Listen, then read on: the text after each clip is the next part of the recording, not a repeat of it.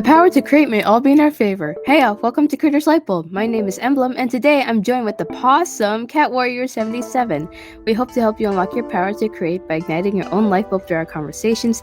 We cannot wait for it to explode with whatever creativity you have in store. I hope you enjoy your time here, and let's begin, shall we? Cat, please introduce yourself. Hello, I'm CatWarrior77, but I also go by Catalina Hanshi or Cat Online. They're also the creator for A Tall Tale, so heck yeah. That I voice in, and I am glad to voice in. Snow, right? Yeah. I told her remember all of my 30-something roles, like flex. Most of them are extras. That's so awesome. 30, that's awesome, Silver. Oh, thank you. But yeah, please talk more about A Tall Tale.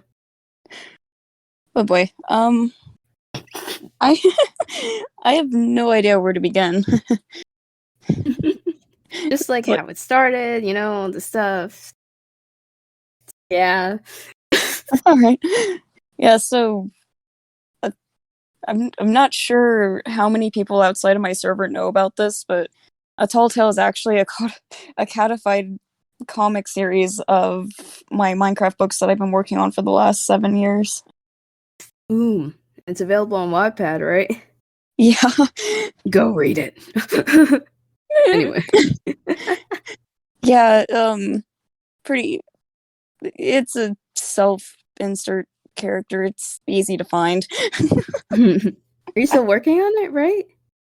I actually not, I guess it would have been this past Saturday. I finally finished book 5 of the series. The last book. Last book? Oh, heck yeah. Yeah. Is it just going to be like a rewrite just with cast, or do you plan on like changing a few things that your former self has written? There are already things that have changed between the Minecraft books and the comic, and not just the setting and such, but also like family dynamics and stuff like that. Mm-hmm. And I'm sorry, I haven't like necessarily read it myself yet, but did you change the names of the characters too? Yes, the all of the names of the characters have been changed. Ooh. So they're not really called Squirrel in Minecraft. No, in the Minecraft version, they were all people. Mm-hmm. With real people names. Yeah. Please tell us more about that. I want to hear the names. No, I'm curious. I'm good. Oh, sorry. I just. I probably shouldn't, but I do feel self-conscious about the fact that it's a Minecraft series. Oh no, dude. I mean, I totally get that. Coming from myself, I had like Pokemon fan fiction running on for like the 2nd grade to 6. That was a time of my life. It's just that fan fiction shouldn't really be looked down upon because it's like just another form of expression, and as long as you enjoy it, then it makes you happy. I don't think there's anything to be ashamed of, and Minecraft does end up having a lot of material to do with it. And it ended up being like a book story at the end. Have you heard of like The Island? The Island is my favorite. I can't find it to save my life, but that was my favorite book there for a long time. Yeah, see, so technically that's like just like it's. I don't know if it's. I think it's official. It was I think my little brother like bought it on the book fair. I never ended up reading it. I was just like, they actually made a book about waking up in Minecraft. Sure, it's like a typical. It seems like a typical like fan fiction thing, waking up in a different world. But I think that shows that like your story is still legitimate. Thanks. No problem. If something like that can be officialized. So about like Tall Tale, at the present Tall Tale, why is your title a pun?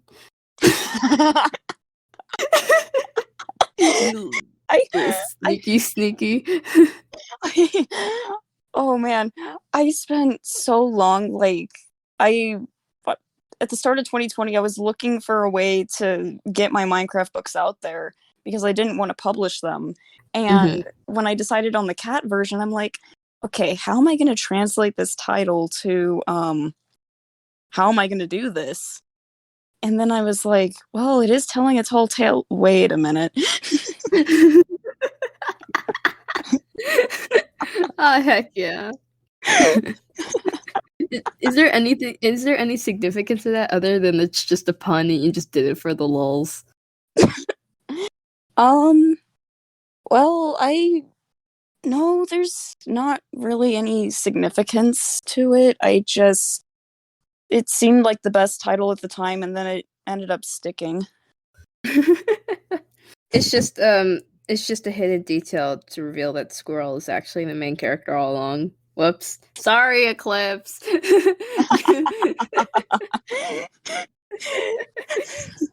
Yeah. Puns. You're this I do like this specific adjective for like every guess I've done so far, and I just made yours a pun because I kind of had to. I felt very obligated to. Thanks. That was beautiful. I can't help but absolutely love that. Yeah, because Squirrel is a pun maker in your series. Yeah, she can get a little squirrely about that.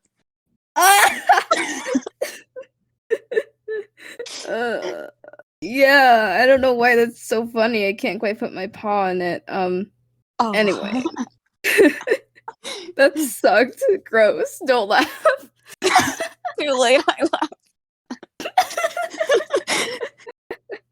Oh my god, puns are immaculate. Heck yeah. But I do want to ask, like, what inspired I guess it doesn't have to like correlate to Minecraft really, but like what inspired the idea of a tall tale?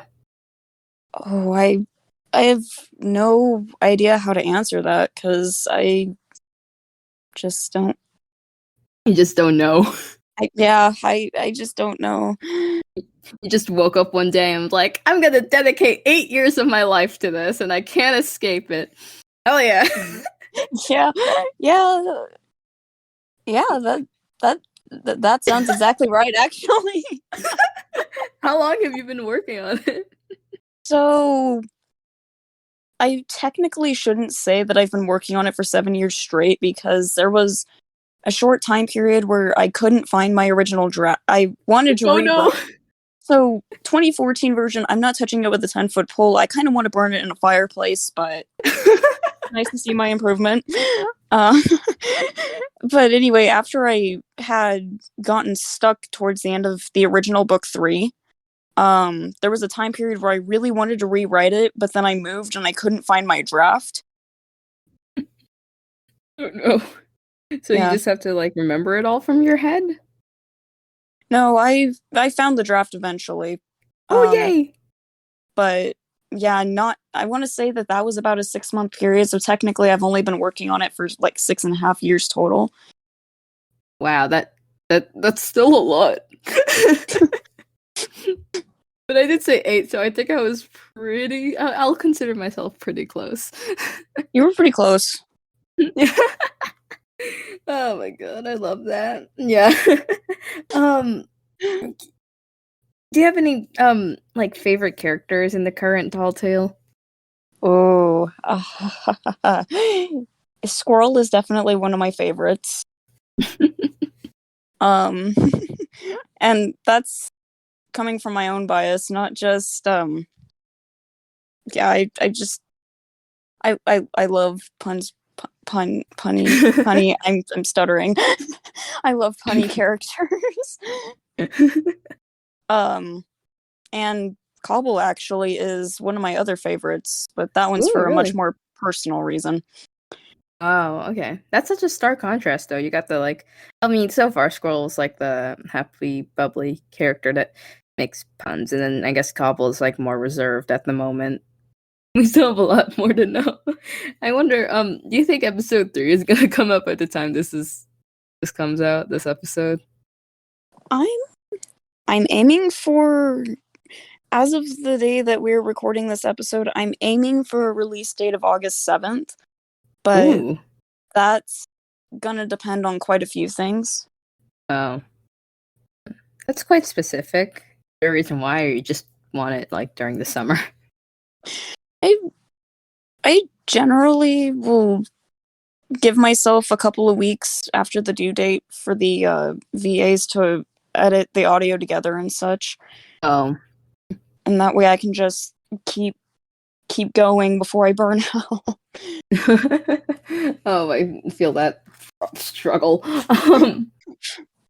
But yeah, everyone watch A Tall Tale if you haven't already. This comic. What made you what made you want to make into a comic? Okay, so part of it was I wanted for a while to animate it, but then I'm like, okay, that's going to be really hard with humans. And then I started trying it with cats, and I'm like, no, I truly don't have the patience for this. And then I saw another series. Did you happen to hear about The Broken Return? Yes, actually. I remember that, yeah. I think their screen name used to be Roger That. I don't know. I think it changed. But yeah, I think I know what you're talking about. Yeah. Yeah, when I auditioned for Sapphire, I think I don't remember what was going through my mind when I auditioned, but all I knew was that it was going to be a YouTube series, and I was super excited to voice Sapphire. Mm-hmm. And then it came out, and I'm like, ooh, a comic. Wait a minute. The light bulb's going off in the head. Creator's light bulb, everyone. It's sparking. It's the moment. Yeah, it was like, oh, wait, you can get away with doing a comic online. You know what? I'm gonna do that. Yes. Oh, we got it. 2 episodes here. More to come. Yeah, I'm excited. Many more to come. We'll see. How much does how much does episodes cover in terms of progress? Does that make any sense? Like, are you talking about compared to the chapters in the original books? Okay, generally I aim for each episode to cover, like, it depends on what happens in the chapters, but usually about 4 to 5. Oh, wow, that's a lot, actually. Yeah, and it helps that I'm trying to translate it into a cat thing, so it doesn't, like, so not everything that happens in the books is included, and yeah. Oh, okay. So, like, just kind of like more cut things that don't quote unquote matter. Yeah, which is kind of sad. I've had to cut out some of my favorite character interactions, and it's like, oh no. man. That's why people should just read the book instead. There we go. We get some very juicy character interactions. Oh my god.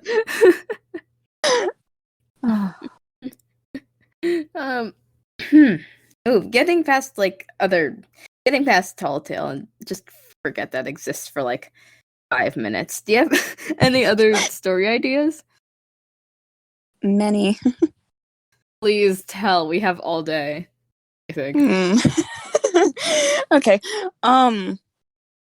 Well, I found over the last 7 years that I actually really enjoy writing Minecraft stories. So my big main next idea is it's sort of an alternate universe in which, like, high schools exist, the users never existed, and no. Wait, what do you mean by that? Users never, like, can't go into the world or something? Can you clarify a bit on that, please? Yeah. So basically, like, my like many Minecraft stories include how, a user goes into the game. In this universe, Minecraft is its own thing. Notch and Mojang never created it. Oh, wow. That's gonna be a course on its own thing. Yeah. Yeah, but I honestly just find I actually just find the whole concept of Minecraft cool because I think it does open like a lot of possibilities for stories. I remember when I was younger, I tried doing one of those those set maps for like Minecraft stories. Like I don't know how to describe it, but just like one of those maps you just kind of like spawn in to play a game like that. I don't know if you know what I mean. I can't tell if you're talking about like a specific seed or like a server or something. Well, I guess more of like a seed-ish kind of thing that, and well, what I did is that I just created a new world and tried looking around the landscape or anything, and it was in creative mode, and I got like one of those maps, and then I just did the map, and then I just tried like placing locations in that map to fit a story and role play my own map as if anyone was gonna do it. Gotcha. Yeah. Funny story, actually. I've used the same exact seed for my story and most of my gameplay for the last few years. Whoa. Man, that thing must have been built. It must be extensive. I just put like effort into I did like this abandoned stable, then I had like TNT mines, and then the dude's house that was just a tower. Ooh. It didn't last very long. Because I eventually lost the map and I don't know how, and I think I was devastated for like a day or two and then never thought about it again. Yeah. But other than like, just Minecraft stuff, is there any story ideas that just you have that also maybe like involve cats or something? No other ones with cats at the moment. Ooh. But I do intend to do a couple of, at the very least, novellas. One of my main ones is actually one that I wrote in a 2-week time span for an English project. I really want to get it redone. Whoa. It reminds me of how the Dream Warrior kind of came to be. It was a narrative project I made in 7th grade. Honestly, I'm so thankful for that narrative unit because the Dream Warrior would probably not even ever come to existence if it weren't for that thing. Look, it's so bad. It's so bad. I wish I could share it, but it covers like episodes 1 to 3. 3. Yeah, so it's kind of like a few things changed, but like the major story beats are still present in that narrative, and oh my god, it was not a fun time. But what was that project? So, we might be going a little bit into trigger warnings for some people, just a heads up. Oh, because it was an advocacy project for honors. My teacher made us do these big projects to get a message out there. Mm-hmm. And I decided, you know what, there's 2 weeks, I'm going to do a novella, and it's going to be about mental health of some sort. And then I ultimately went with depression. Oh, okay. I think that's really admirable for you to do that, and I think I totally would like get with the purpose of like the purpose story is it doesn't have to be this way, but like spreading a message and all that stuff, because whether you intend to do that or not, I think it just ends up happening anyway. With what you write in your story. So yeah, you don't have to go more in depth with that if you don't want to, but I think that is very cool. I'm okay with going a little more into depth on that. I'm just not going to share anything personal that I wrote into that. Oh yeah, okay. Yeah, totally. Yeah, so one of them was one of the main messages I was trying to get across was like a lot more people than I think we realize suffer from depression. Oh, absolutely, unfortunately. Yeah, and then yeah, another message that I didn't really want to write this one because it's kind of a pessimistic one, but it's unfortunately something that I've just noticed is like how it just doesn't seem to be taken very seriously, and then people don't want to speak up when they're having trouble, and yeah. Oh yeah, I absolutely get that, and it's really unfortunate. I know, like, self I'm guilty of this, but like self-deprecation jokes and memes about yeah, that sort of stuff completely like devalue what actually is the real kind of tragedy that people go through this and stuff like that. And when someone can actually someone actually is brave enough to like say, "Hey, I need help," or something of the sort, they're probably like looked down upon because of the The stigma. stigma. Was never good at English. But yeah, I think it's just important. I think it's like it is really brave when people talk about that type of thing in a sort of serious manner. And at the end of the day, all the like the non-seriousness about it, like I said, the self-deprecation jokes and the memes and the humor and stuff like that, it's just, I think at the end of the day, coping mechanisms, and you kind of gotta recognize that you're doing it as a coping mechanism. Because I totally make self-deprecation jokes out of, coping with stuff like that, even if I don't necessarily am diagnosed with having depression. Just the lows. I feel that completely. Yeah, my friends are trying to do it less. I want to do it less, but I mean that's what therapy is for. Shout out to my therapist or something. I don't know. It does help a lot of people, actually. Yeah. Like I'm not gonna be like, if you're depressed, go see a therapist right away, because it doesn't, like, there are a lot of people that don't want to do it, and that's perfectly understandable in quite a few cases from my understanding, but yeah, it does help some.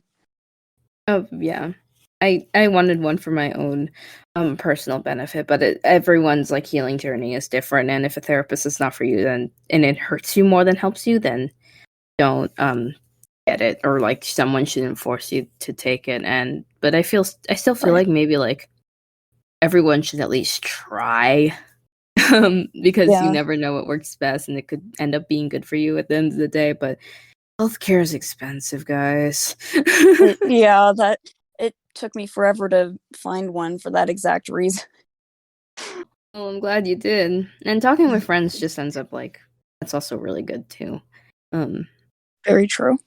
It's because my friend, I think my friend like sent this to me, but like just if you like if you picture everything, if you picture every human as a bottle, then there's only so much you could take until it like explodes. Right. So yeah, and stuff like that. You got to take care of yourself, kids. Listen to what we're saying. Yep. Here's a healthy PSA for you all. Yeah, I think these conversations are very important, and I hopefully like to think of myself as someone that like speaks about mental health and does their best. Yeah. And I'm glad. So basically, I'm saying thanks. Let's move on to other topics. You're a voice actor, right? Woo, segues. I'm not good at them. I'm a voice actor. Sort of. What do you mean, sort of? So, I remember, like, I started voice acting just before the pandemic hit. So I had so much time on my hands to audition for a whole bunch of projects, and then I lost motivation, and now I only audition for some series compared to what I usually do. And I've been focusing most of my time and effort on my own projects. Oh yeah, that makes absolutely a lot of sense. What makes you want to audition for a series? It's hard for me to explain. Like, part of it, the most biased factor is whether it's a Friends series. Mm-hmm. But there are also other series where, like, if the characters and the story look really good, really interesting, like, I'll be like, ooh, cool, let's go for it. I'm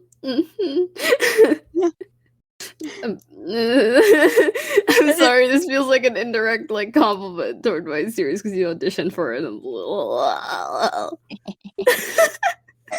That's exactly. Both of those reasons actually come into play. Oh my god, I talk about this with like shade like yesterday during our episode, but like my casting call came out for my series pretty recently, and Kat was one of the auditioneers, so it makes me very happy that they decided to take part. But yeah, but you started voice acting like before the pandemic, really? Like, what were you using? What was your equipment? So I started out just voice acting exactly the way that I'm talking on the phone right now. Ooh, okay. And then after about a month or so, I'm like, hey, Mom, is it okay if we get a mic with a filter?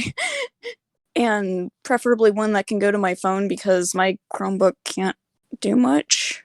And then I went and got, so my current equipment is that microphone. It's so tiny. What's the microphone? It's a Saramonic mobile mic, I believe. Oh, I never heard of that brand before. It actually works really well, all things considered. Like, I think I've accidentally popped the mic out of the holder a time or two. What?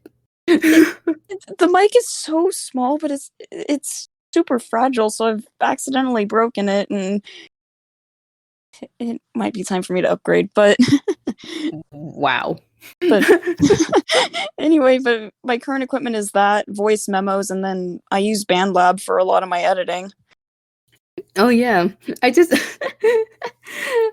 sorry, but this is probably not it, but I could just like imagine you voice acting into one of those tiny microphones that are just like connected to a cord. Have you ever seen those before? Are you talking about the ones like what you would use on a stage? No. Kind of, yeah. It's like one of those like karaoke microphones, except it's just an inch thick. Yeah, I think. I'm sorry, that was just funny. Yeah, that's great. Yeah, no, actually, I think you might be right. Wait, what? So I don't know what happened to the picture that when I got the microphone, I held it in the palm of my hand and I took a picture of it. Oh my. It looks like one of those like stage mics, but it's super small and it has the thing that goes into the iPhone headphone jack adapter. How many roles do you have? I haven't been keeping track. I'm gonna take a look through my resume. Is your resume in the doc or like just a list of videos? It's in a document. 26 counting series that got canceled and characters that haven't appeared yet. 26? That's impressive. Thanks. You're over here talking about like my 30 something.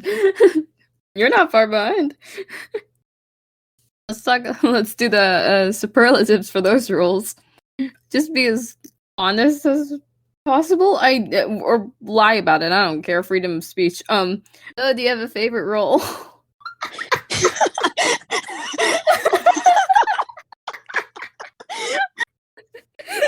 I can't do this. Yeah, yes. Should we do third time's the charm or just continue? I don't know anymore. Okay. Let's just go with it. Yeah, that's... Alright. Wait, are you saying it or are you not? I'll say it. I'll say it. Okay. Yeah. Out of the roles that I've gotten so far, my favorite one to voice act was Sapphire, definitely. People are gonna be so confused. Oh, I cannot wait. Me neither. Anyway, that out of the way. Let's talk about suffering for a bit, aka drawing with your finger. Oh yeah. Heck yeah, we're both Abyss Paint users. High five. or High five. So how's that like? It's kind of funny actually. I'm more used to drawing with my finger on my phone than with a stylus on any other device. Oh, really? Yeah, I don't do my sketches on my phone. All of them are in my physical sketchbooks. Hey, I'm the same way. Nice. Yeah, for quite a while, pretty much as soon as I discovered a drawing app I initially started on my Kindle and then decided that the phone was going to be easier later on, but yeah, I'm the same way with traditional sketches too, because as much as like I think the program is like pretty good, I have more control traditionally at the end of the day, so I just take crappy photos of my sketches and just transpose them into Abyss Paint with like the feature thing that pops up when you import a picture. Extract line drawing or something. I don't remember what it's called. I think that's exactly what it's called. But yeah, just a tiny rant about Abyss Paint. I see your ads. I see them popping up when I'm exiting out of my drawing. You ain't sneaky. What is this Prime membership you're talking about? I don't remember any of this. Yeah, bruh, like I just saw that like last night. On my server, I was finishing up my redraw for the server icon. Ooh, yeah, that was really good, by the way. Thank you. Sorry, I'm nervous. But anyway, I was finishing up with that, and I went to exit out, and all of a sudden, there's an ad where there has never been an ad before, and I'm like, hold the phone. Hold up. Something is very wrong here. Yeah, and then I'm like, okay, Ibis, let's go. And honestly, it makes me kind of sad because, like Abyss Paint, I think is one of the better mobile drawing apps. Like Medibang was too complicated for me. I used to draw in Sketch, but then the online community kind of like shut down because people weren't using it so much, and it's not as accessible for artists really, at least for me. And like it didn't have many options, and then Sketchbook Pro I never liked, or just Sketchbook I never liked, and then other things I tried didn't like.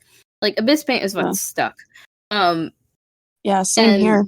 Yeah, and it was just really nice with like its features, and like I was fine with doing the ads, just to be, because you get the brushes, you get the lock brushes pretty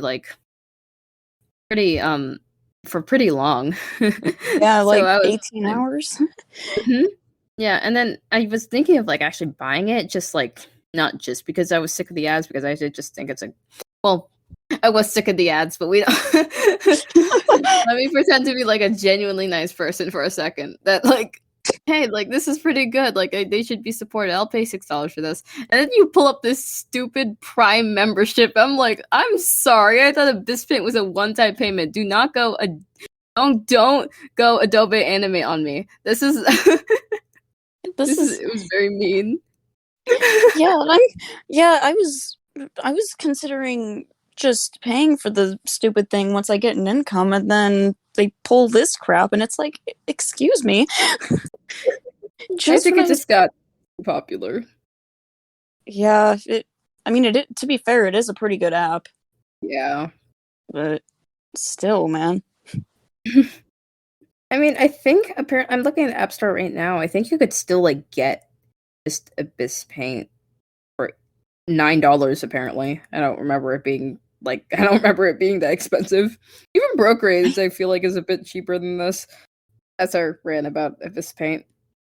I would still get it though, and I'd probably still like buy the things, except whatever that Prime membership thing is. I don't remember. Just want to forget it exists. All right. So we covered writing, we covered art, we covered voice acting. We have something left, and it's composing. Heck yeah. When did you start composing music? I started in like technically June of 2018. Oh, that's a while ago.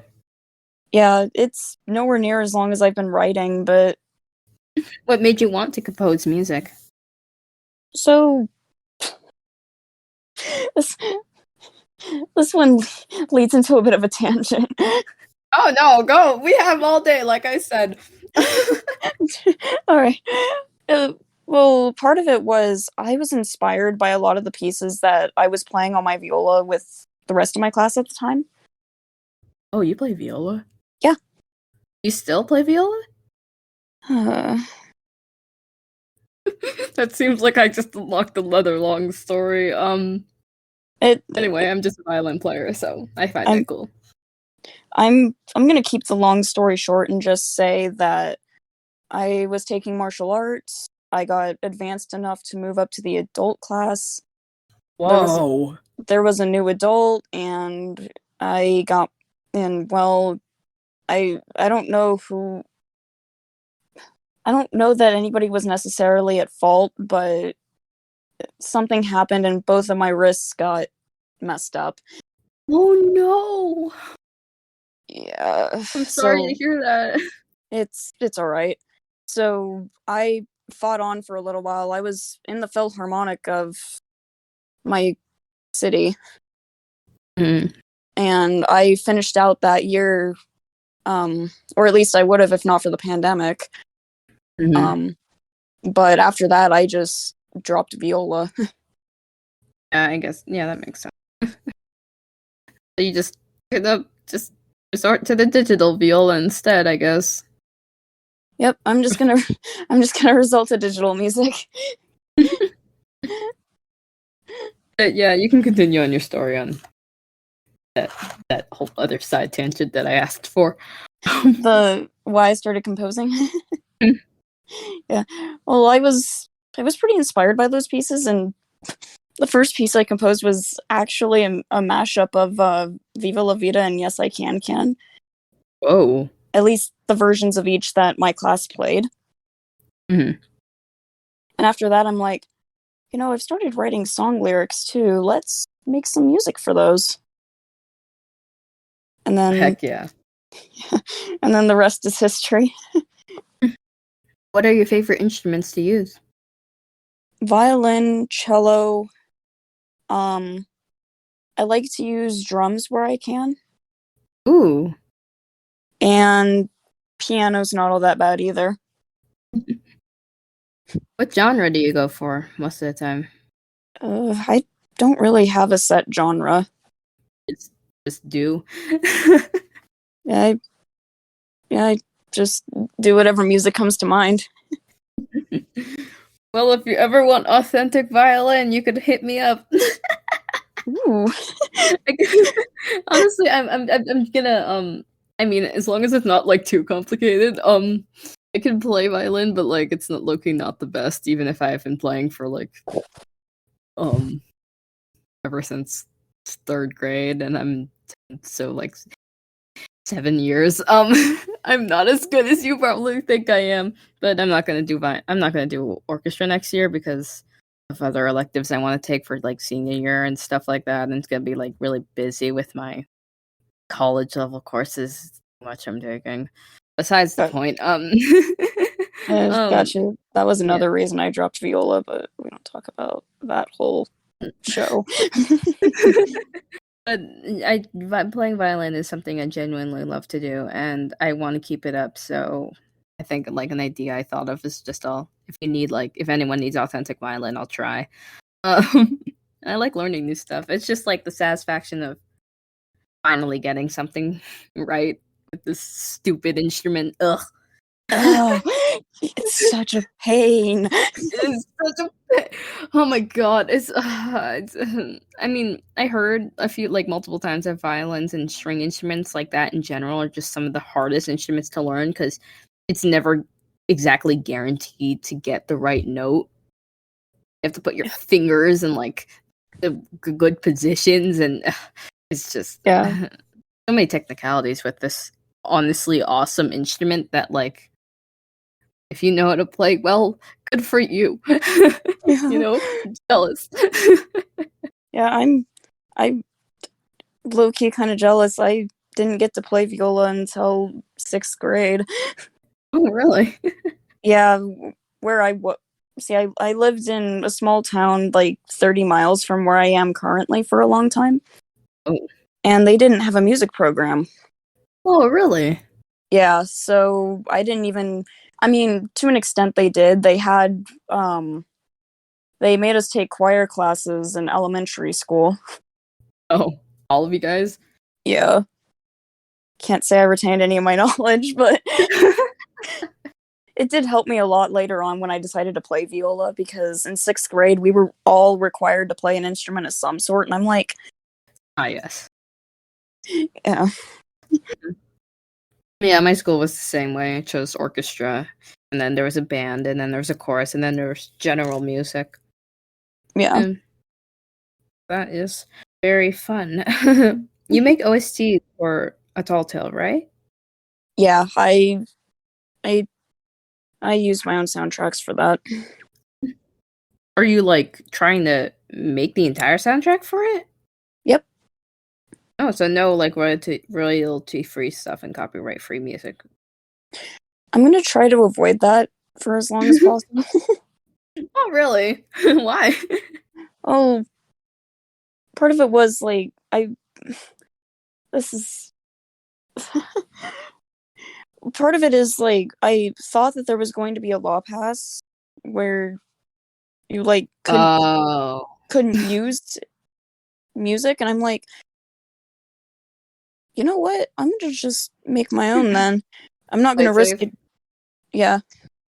Okay. Yeah, I remember that. I forgot entirely what it is called, but yeah, I get that. Do you have any like personal favorite tracks that you ever made? Oh man. I'm torn between two of them. Well, three of them. Really? Yeah. Oh, tell. So one of them is, well, two of them I have not shared online yet. Ooh. Well, actually, by shared online, I mean they're not like public on YouTube yet. Mhm. One of them is one that, oh man, tangent incoming. Yes, more. So 2017-2018 version of what is now A Tall Tale is the second version of the series that I stuck with, and it is also one that I'm not going to touch with a 10-foot pole for a variety of reasons. The main one being that there was a ship in there that should never have existed. Oh no. It's horrible. All I'm gonna say is main character in the original version is supposed to be 14. Oh no. And then the human equivalent of Cobble is meant to be like 25 or something like that. Oh no. Yeah, needless to say that those works are unpublished and hidden away in my drafts, never to see the light of day again. Good, make them suffocate. Now Yeah. instead we just skip BX squirrel. There we go. Right? That's safe. Yeah, that's a safe ship. Okay, good.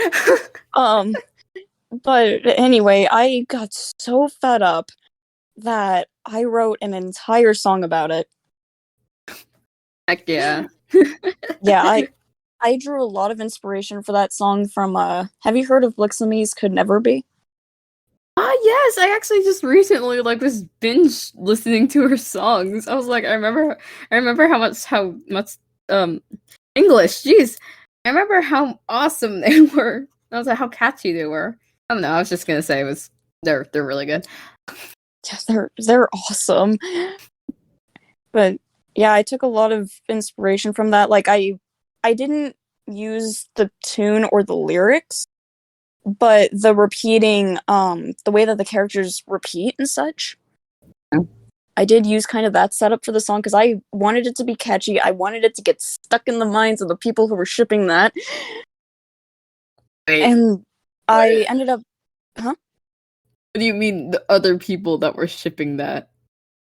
wrong word choice. I was not shipping it, but there were readers that were commenting left and right. Oh. I need bleach. Clean my eyes. Effective immediately. Yeah. Oh, Yeah. God. Thank goodness it wasn't you. Yeah. I did not intend for that to go that way. But anyway, like I said, I wrote an entire song about it, and I actually made the entire instrumental for it in 2019, which is it's being redone, but that's one of my favorites. And then my second favorite is one that I did for a composition workshop that was a little more recent. Yes, I remember you talking about that. Yeah. This one was Brewing Storm. Mm-hmm. Yeah. And then the last one, as much as I like Rising Sun, I really like the end credits version a lot better. Is it like a remixed version of it or shortened? So basically the end credits version, the right hand plays what the violin was playing, left hand plays the cello, and then I cut out the original piano part. Oh, so it's just strings. Yeah. Yeah, that's great.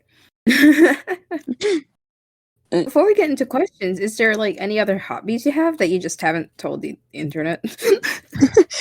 One of them I have shared around quite a bit, and the other ones I have not.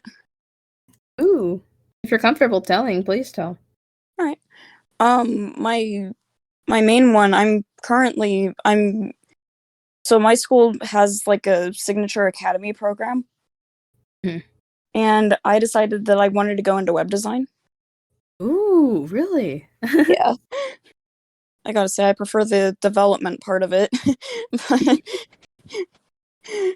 But yeah, that's one of my favorite hobbies. And then another one is tennis.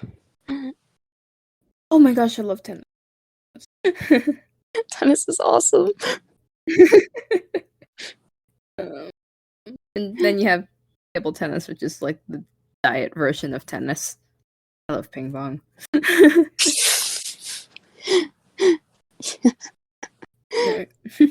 Are you in any do you just play for fun or for sport? I don't really know anybody in my community who also plays tennis. Oh. If I did, I would definitely play it just for fun. But outside of that, I also play for my school. Ooh. Is it singles for tennis?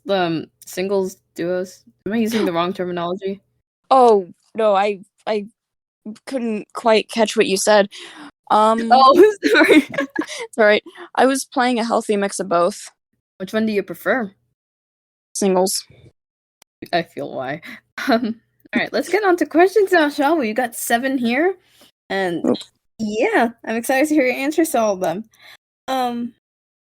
Question number 1 from Shade. What inspired you to make a tall tale? So, yeah, this one depends on whether we're talking about the story overall or just the comic itself. Maybe just the comic, I think, because I don't know if Shade knows about the backstory behind A Tall Tale. Gotcha. Yeah, well, the main inspiration was definitely The Broken Return. Being able to see the setup and the way that it was, being able to see the setup and the way that that the series was going, definitely inspired me to make the comic version. I need to binge watch that series again. Maybe binge watch your 2 episodes while you're at it. I'm at it. All right. Thank you. Is that all? Yeah, that was it. All right, just making sure. Question number 2 from Happy. What's your favorite part about making your series? Okay, how dark a joke am I allowed to make here? As long as it doesn't make fun of anything, go ahead. All right. Plotting against the characters, definitely. Heck yeah. Yeah, let's plot against the characters, make them suffer a little bit, make the audience suffer when their favorite characters die. Wait. Anyway, in a more serious answer. My favorite part about making my series is while I'm actually plotting it out, I like to view writing and creating this comic as a puzzle. Ooh. Like, you know, you have all the different pieces, like the characters, their interactions, the plot. Like, I love seeing how the domino effect and such all fits in. Yes, I love that. Yeah, I'm kind of like a firm believer in the butterfly effect myself. I don't know if it's just the same thing with 2 different names. We're like this, like, it's just crazy how it can happen, because I think what you mean by domino effect is that, like, hey, I say something, just like tease this person just like with 1 word or something, and now all of a sudden I've caused a catastrophic war that causes death on both sides. Heck yeah. Yeah, That's domino effect. yeah, that's exactly what I mean. Oh, it's beautiful. Yeah. It's like also really cool to think about the potential things. Like, even if you're not making AUs of your series, like just like what little thing can make this thing like a bit different. Like, what if I guess for an example of my series that's like really vague is like, what if this person said no and just never fell asleep in the car ride? That'd be like and then or Esther somehow resisted what Pine's telepathic call and just never like somehow and just never answered like that. It just I think it would just end up different. Yeah, like I love thinking of AUs for my books, but it's also really cool to think about, like, when because I'm writing way ahead on the first draft. So I can go back through and rework it a little bit later. Ooh. And I love looking back at it and being like, oh, I can change this here. This might make this part of the story stronger, etc., etc. Question number 3 from Garden Salad. For you, what is the most difficult part of making a series? Okay. Everything. Felt that, but I felt like I should be a little more specific. Yeah. Okay, so regarding the series itself, I have a really hard time with making characters like likable in 3D and then keeping them consistent. That is, oh my god, I feel that. I like Squirrel's a puns master, right? Mm-hmm. And then she makes like no puns in episodes 1 and 2.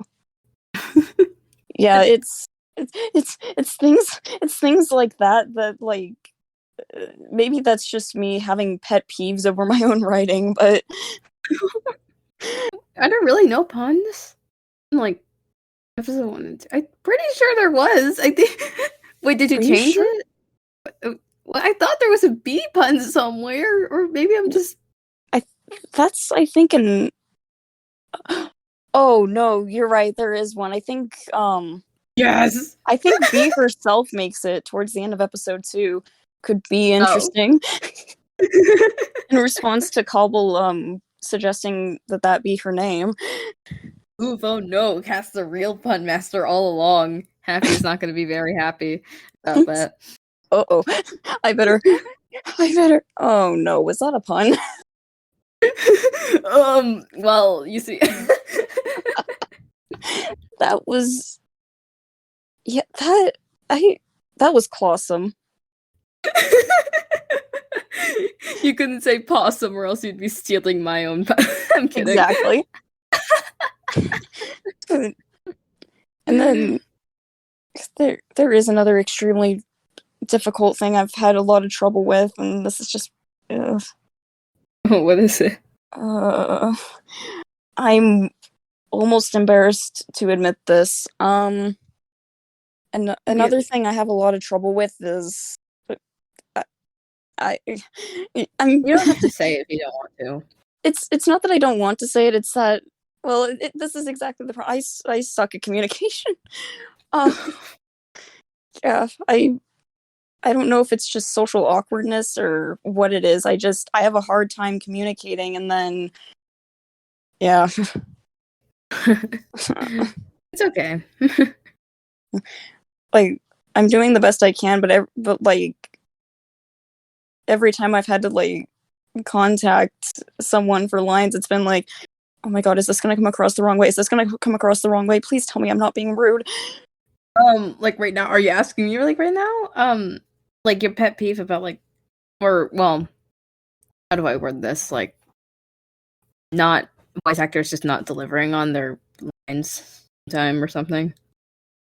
Yeah, there was, because I remember contacting the OG VA for Sparrow and then the understudy, and just it just kind of I was just kind of dying inside. And then in episode 2, one of the extras, I felt so awkward. I'm like, please tell me that I'm not jumping down this person's throat. Please tell me I'm not jumping down this person's throat. I like to believe there is a mutual understanding between directors and like voice actors about their commitments and stuff like that, and you shouldn't audition for anything in the first place if you're like underestimating or you don't necessarily know the commitment it takes. I don't mean to say that in a way that's like making it sound like so great and that's such a big responsibility, but like just be responsible. Well, it was understandable because in both cases they were pretty busy, so I was willing to be much more lenient than I've heard of some directors being. Mm-hmm. It was like, for me, I don't know. I understood. Yeah. You just don't want to seem like pushover about it. It's too strict.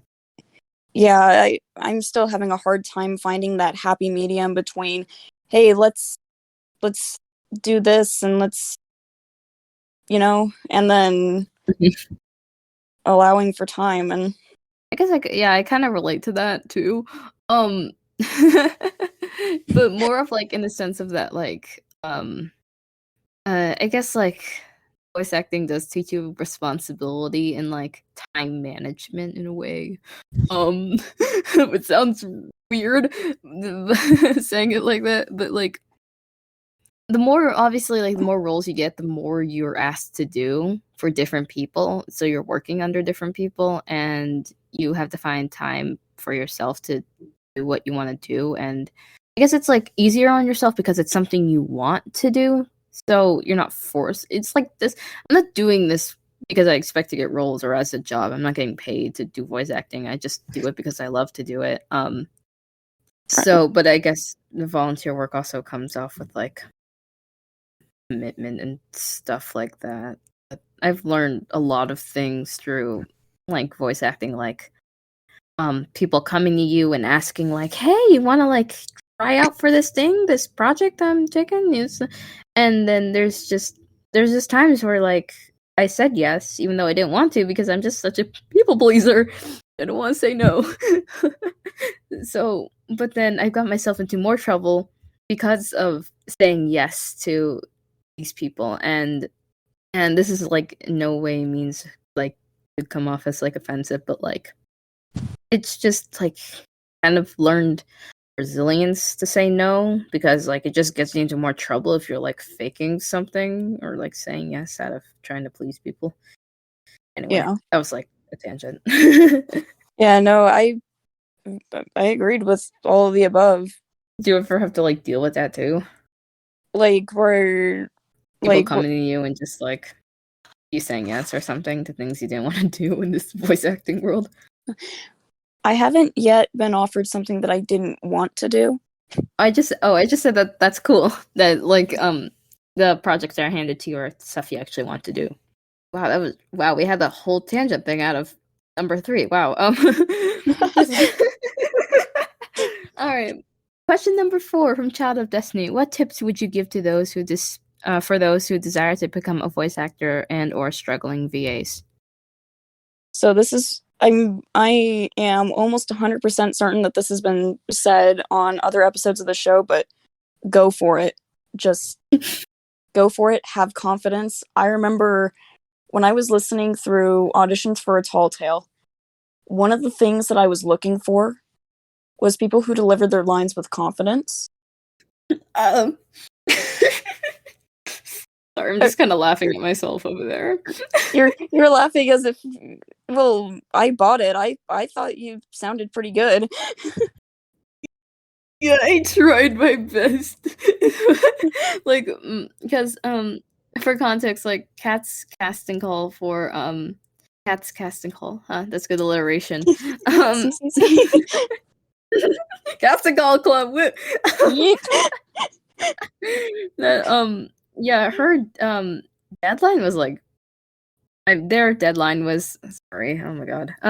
Their deadline was like 3 months. really far. It was 3 months. So it was also like, oh yeah, I don't know if I told you, I didn't tell you this like during the podcast, but like your casting call is the first one I've ever saw that made me just like, heck yeah, let's start.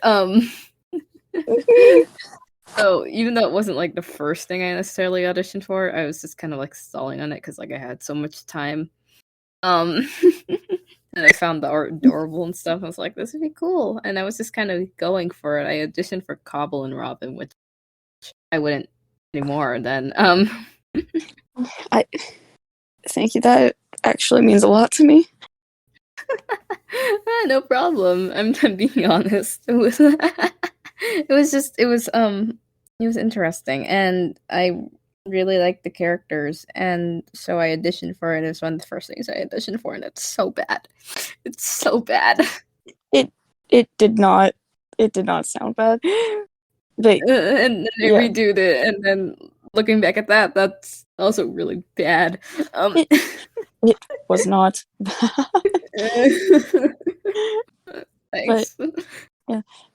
But yeah, the main tips I would give are have confidence, like treat it like you're talking to yourself.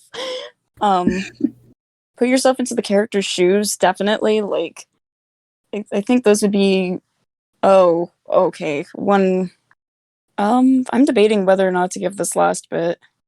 I mean, just go for it. And if you regret it, it never happened. True. I was gonna say, like, another thing definitely is don't force yourself to audition if you don't have motivation. Like, Yes. like don't like that doesn't mean procrastinate until the last minute or just drop voice acting altogether, but it does mean that your auditions are generally going to be better if you're motivated to if you're motivated to do it. Oh yeah, absolutely. And yeah, like Ken said, don't procrastinate until the last minute. And even if you enjoy voice acting, like you can end up getting burnt out with it. You can burn out with anything. Yeah. So that's why you also just gotta take care of yourself. Yeah, I'm guilty of that. For a while I started hitting a streak of like I'd audition, I would think it was perfect, and then I didn't get the role and I lost motivation. I'm like, Oh. but I'm gonna say right now stuff like that's gonna happen, and keep trying. And just because you don't get the part doesn't mean you're a sucky voice actor. You cannot state Exactly. that enough. Oh my god, yeah, that needs to be posted on a billboard, like high enough for the entire world to see it. I'm just like pointing my finger at the microphone or screen. You, yeah, you. I know you listening to this. You better shut the frick up about your self-deprecation that you are a sucky voice actor just because you didn't get the part you wanted, and that is false. Because I bet you were a good actor, and chances are your voice just doesn't fit the character, and that is completely okay. There's always a next time as long as you try. Whoa. Right. Exactly. I love being overtly aggressive. It's my favorite thing. Question number 5 from Randy. What are some of the inspirations for A Tall Tale, and how long have you been working on it for, or from concept to actual production? So, if you include the original cringy novel, it's been from concept to production has been 6.5 years, because I'm gonna count production starting in November. Mm-hmm. So about 6.5 years counting that. And then from when I made the actual concept of the cat version itself, oh man, this makes me nervous. Only about 6 months. I mean, you got so much done in 6 months. Were you working on the Tall Tale like while the casting call was in session? Yeah, I worked on A Tall Tale a little bit before too. Mm-hmm. You got a lot done, and most of it usually get done in 6 months, to be honest. So give a pat on the back for yourself with that. Thanks. I will. And honestly, I would just like go even further and say that you've just been working on the Tall Tale for the entire 6 years. You said, Yeah, like from 6.5 years and beyond. yeah, and because you got like the story beats already like figured out, you just transferred it to something else, kind of. Right? Yeah. Wait, kind of. Yeah. So yeah, I feel like you have to give yourself credit for working on it more than you actually think so. You want to move on to question 6? Do you have the inspiration for it? We kind of already answered the inspiration part, haven't we? Yeah. Right. Question number 6 from also from Randy. You've got OSTs, auditions, and art on your channel. Do you see yourself specializing in one or the other, or a mix of both? And what do you hope to achieve with your art? Okay, so something I feel like I should probably clarify before anything else. Most of my OSTs are scheduled for upload right now. The ones that are saved in playlists on my channel are ones that I saved. Because sometimes I get tired of listening to actual music and want to just listen to Mario Kart music while I'm working on stuff. You gotta give Nintendo credit for their soundtracks. I know, right? But anyway, but to actually answer the question, if I had to pick one, I would probably say composing music. Ooh. But I feel like I specialize more on the writing of actual novels. Mm-hmm. And then for the other part of the question, what do I hope to achieve with my art? I'm really hoping to get commentary and messages out there eventually. Mm-hmm. What exactly are those messages? So most of the stuff that I'm probably going to be working on in the future is going to involve a lot of mental health and LGBT awareness. That's really good. Sorry, I just got distracted for like the tattest second. It's right. But, do you see yourself as an author? Yes. Yes, another one of the suffering squad. Woohoo! Yeah. Yeah, I got 1 plus. Oh. I don't see myself as anywhere near professional by any means, but I do. Most of my art is writing. Mm-hmm. And that's totally valid and fine. Is it more of like a hobbyist author then? I intend to make a career out of writing one day, Ooh. but I have no idea when I'm going to be able to pull that off. I mean, you could always start now. You already are starting now. True, but I mean, like, with a lot of the stuff that I know I'm going to be covering in my books, I don't know if there are going to be any publishing companies, so I'm going to have to look for self-publishers, and I don't have an income, so I want to wait until I, at the very least, have some sort of income, maybe from web design, before I start really Ooh. going after that.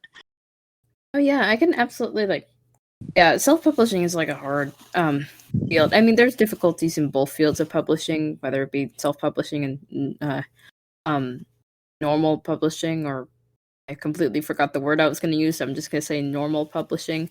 Um but back when I had so much motivation to finish a book that never got out because I started hating it so much that I just wanted it to burn in the fire. It was a poetry book, and I used this. This is like promo for them, not sponsored, I swear.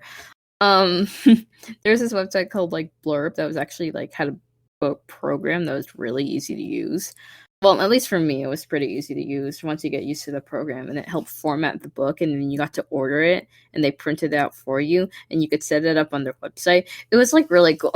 It was like my first taste of like self-publishing through a company that helped publish them. It's good. It's probably a bit different if you don't use a website like that, though. So yeah, it's a good starting place, I think. Yeah, I've heard of Wattpad doing stuff like that, but I don't know. I don't know if they would take a fan fiction very seriously. I mean, the stories that were published by Wattpad are a bit questionable. Yeah. I kind of want to bleach from I want to erase from my memory some of the stuff that I have read that I have accidentally stumbled across. Like, oh no. Yeah. I mean, there are gems in Wattpad if you know where to look. Question number 7, the last one, from Cosmically Cool. How long have you been voice acting? How do you come up with the voices for your characters? Okay, so voice acting, I actually don't remember exactly when. It would have been I don't remember when the Wolves of Cecil auditions were ongoing. Well, I've heard of that series, yeah. Yeah, like I said, I don't remember exactly when it was. It was January or February 2020. I think January. But yeah, I've been voice acting off and on since then. And then how do I come up with the voices for my characters? It kind of depends. Like, part of it depends on the voice range that I can pull off compared to what the characters are supposed to have. And then part of it depends on like their personality. Like for example, if I see that there's a character that is grumpy, let's take the Sapphire thing for example. I saw her, she was described to be tired and grumpy, so I went pretty No, I just said mood. So I went pretty like monotone and just kind of like, I don't want to be here. Kind of like, oh my god, that voice. I cannot wait to hear you with this. Yeah, and then like for other I'm still working on the whole excitable character thing, but like, yeah, it's just a mix of things. Yeah, let me tell you, man. Energetic characters, they're so exhausting. They're tough. I cannot.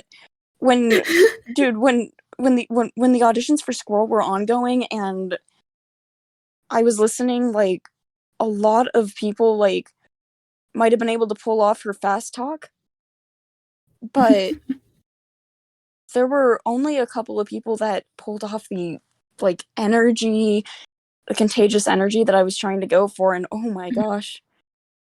And Happy nailed it. Yeah, she nailed it. She nailed it. She auditioned. I'm like, okay, I don't want to close this character early, but we kind of have it. yeah. Yeah, from I think one of the more like energetic roles that I note for myself is Silver. Which is kind of funny from Wolves in the Moon because of my username. She's supposed to be really energetic, and I was like, it's hard matching that energy so much Yeah, it's without like, it going too high too. for me, it's like it all sounds forced and sarcastic. I don't know if that's just the way I am, but I'm totally excited to be here. yeah, let's go. Let's go for it. Let's go. Totally, Woohoo! woo! Probably just drink a lot of caffeine like before the audition. I was like, heck yeah, this is totally natural. Yeah, I mean, whatever works, right? I mean, honestly, I wish I could do that. That'd be hilarious if I could drink caffeine and not feel like a total stomach aching tired mess after drinking coffee. Yeah, I can't do coffee, and I just don't like the taste of coffee. And then as for I tried an energy drink an exact total of 1 time and felt miserable Oh the next no. day. And I'm like, never again. Yeah. Yeah, because honestly, if I were forced to drink coffee, I'd probably just make it half creamer and half coffee itself. Like, and it's gotta be one of those flavored creamers, you know, like vanilla or something. It's gotta be one of Yeah. those.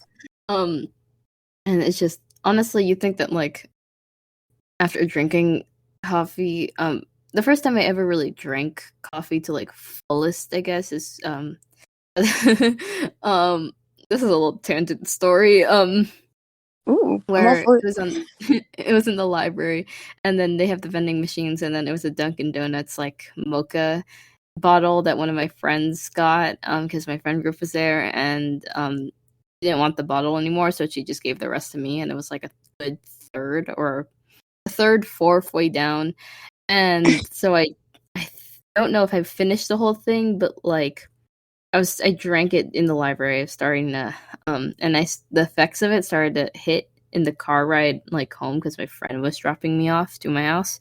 I was just Ooh. tired, and it was just it was gross. And then I proceeded to have similar feelings to being drunk and this whole weird um Oh. I was technically drunk on caffeine, and I just went crazy on my friends group chat and just started typing gibberish. It was funny. Yeah, all over that small portion of coffee, and my parents were experiencing it and was like, "You're not ever drinking this again." Now I drink recently I just drank like Starbucks frappuccinos, which have caffeine in it from the like freezers or stuff like that, and it Yeah. gives me horrible stomach aches and it makes you feel the same thing. But guess what? Caffeine is a drug. Okay, I should really stop drinking it. Well, I will say the one type of coffee that I have tried and liked was the Java Trip from Starbucks. Ooh. Not bad. I just think props. I get so squirrely. I just start bouncing off the walls and make puns up the walls, and yeah, Start getting squirrely. Yeah, mom's like, yeah, this is gonna be a once in a blue moon occasion. I'm like, okay, but may I get may I get just the regular frappuccino? I could just imagine Squirrel just leaping from wall to wall. Heck yeah, like a true cat. Oh my gosh, yeah, she would be that.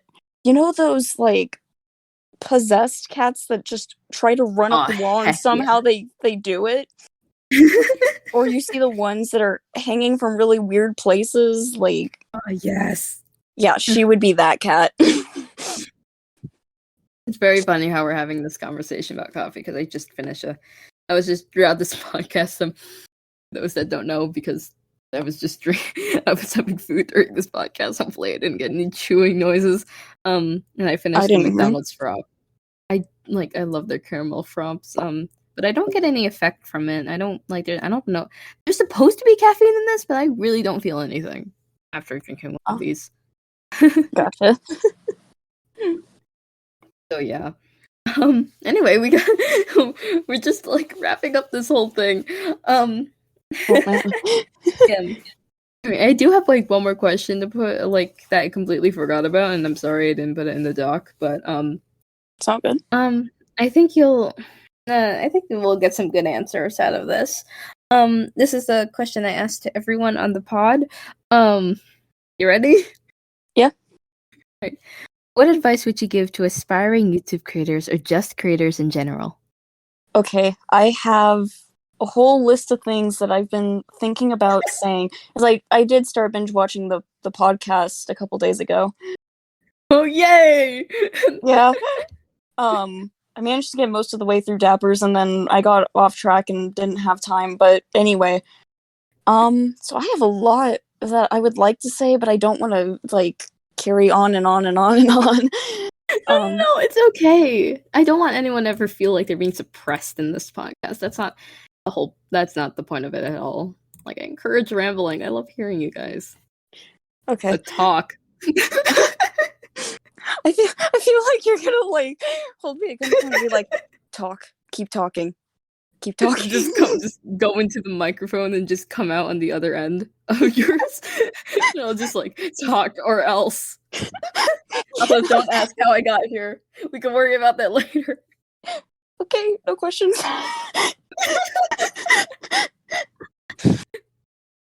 Anyway, okay. My first bit of advice would be just for the stories overall. Have confidence. If you have confidence and passion in your stories, a lot of voice actors are going to get that, and they're going to be more likely to audition for it. That's part of the reason that I auditioned for series. I don't think I mentioned that earlier. And then for when you're holding casting calls, definitely a couple of things that I wish I would have kept in mind. So, number one.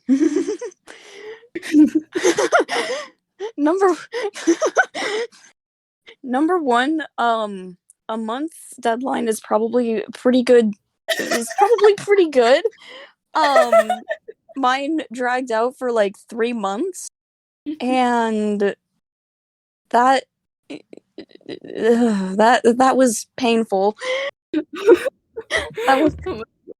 I mean, I'm glad that I held it for that long, because otherwise I don't think I would have gotten as many auditions as I did. But at the same time, like, it's generally a good deadline to give, to allow for busyness and such. And then this one I am super, super guilty of, and oh boy, be careful not to cast your characters too soon.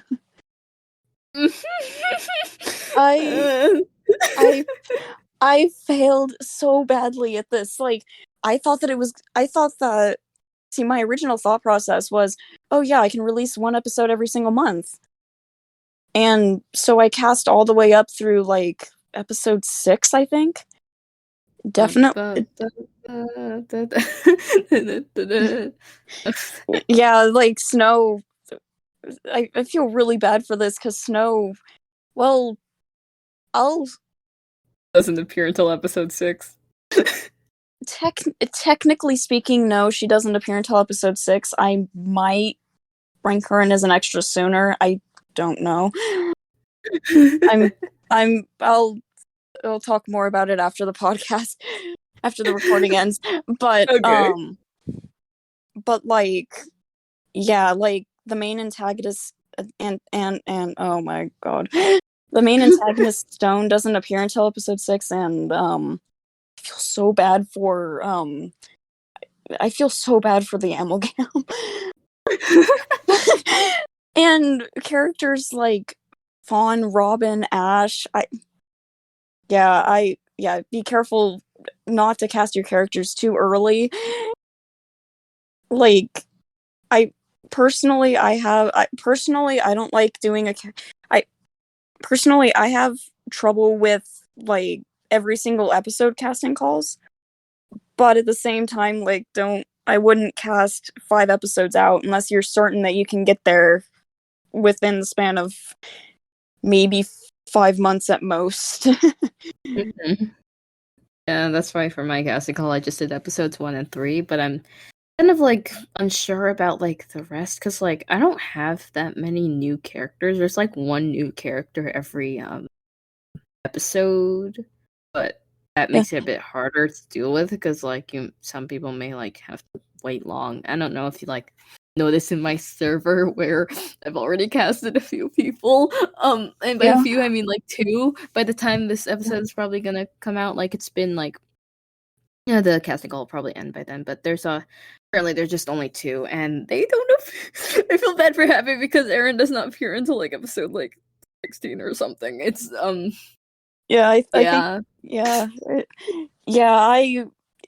so my main advice would just be to be careful. And then there's one more thing that I feel like is huge. Go for it. Okay, so something that I did for my casting call, I feel like a lot of creators do this, but not very many admit that they do this. I know Happy's doing it too for the casting for the as of the time of this recording, the ongoing casting call for the Marvelous Adventures of Danny DeCamp, is take notes on the auditions so that you have an idea of what you're going to go back and listen to later. Yeah, this helped me a lot, especially when like I would go back to find an audition and I couldn't find it. Like somebody auditioned for the series, I was thinking about casting them because I was thinking about casting them, and then I went back to find it, and I think they deleted it, and I'm like, oh, good thing I have the notes then. It's actually through Happy that I got the idea to do that, and thank God. I was like, if I did not do that, I would be struggling right now. Because I actually get it, like, along with the 3 auditions that I got from other people while I was recording with Kat, just to say, I have like something around like 25, 26 auditions so far, which I'm so stunned by. Why do this many people care? Because it's awesome. Thank you. But yeah, this like taking notes is like really good, and it also helped notes like people I want to probably like contact later that like, hey, you're a candidate for this person, or for this character. I could like try a few more lines for me or something like that. I don't know. That's part of the reason that I started doing the notes too, was like it helped in so many different ways. Like, man. Okay, is there like anything else you want to say before we kind of like wrap this whole shebang up? No, I think I'm good. Alrighty then. We've been doing this for like a good 2 hours. Almost. Yeah. Even though like I think the podcast recording started like 2:20 something, at least my time. It was 2:22 your time. Oh wait, I did say that when we started. I'm glad you remembered that. Yeah, jeez. Well, we're about to end this thing. I hope you had fun. I'm sorry if I made things a bit too awkward. Yeah. Oh, you didn't. I'm sorry if I did. We're both apologizing for our own awkwardness. I try. Alright. Okay, let's do this. Okay. Thanks for listening to this episode of Critters Lightbulb, hosted by Emblem and today's guest, ft.CatWarrior77. It was such an honor to spend this time with you. I love learning more about a tall tale and all that shebang, so yeah, it was great to have you here. You're pretty cool for talking to me for a podcast. I can get how scary it is. Thanks. I greatly appreciate it. Appreciate that. It's been an absolute honor to be able to be on this podcast. Oh. Well, I'm glad. I I hope you also enjoyed our discussions, listener, and found yourself inspired. If you did, please stay alert for the next episode by following Creators Lightbulb on literally wherever you listen to podcasts. My Discord tag is GGSilverEmblem, #8226. My Instagram is at emblem_productions, and my YouTube is GGSilverEmblem. Plug your socials, plug your socials. Okay. My YouTube channel is CatWarrior77. Cat Warrior is one word, and then I used the letter version of 77.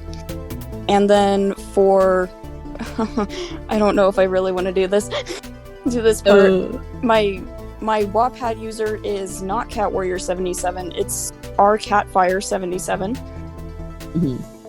And then my DeviantArt and Instagram are both Cat Warrior 77, and my band lab too. Ooh! All right, everybody. I think that's it. Well, I hope you have a good day, and remember to stay bright. We did it. We did it. We did it. Yes. We did it. It's over. You can breathe now. I'm breathing.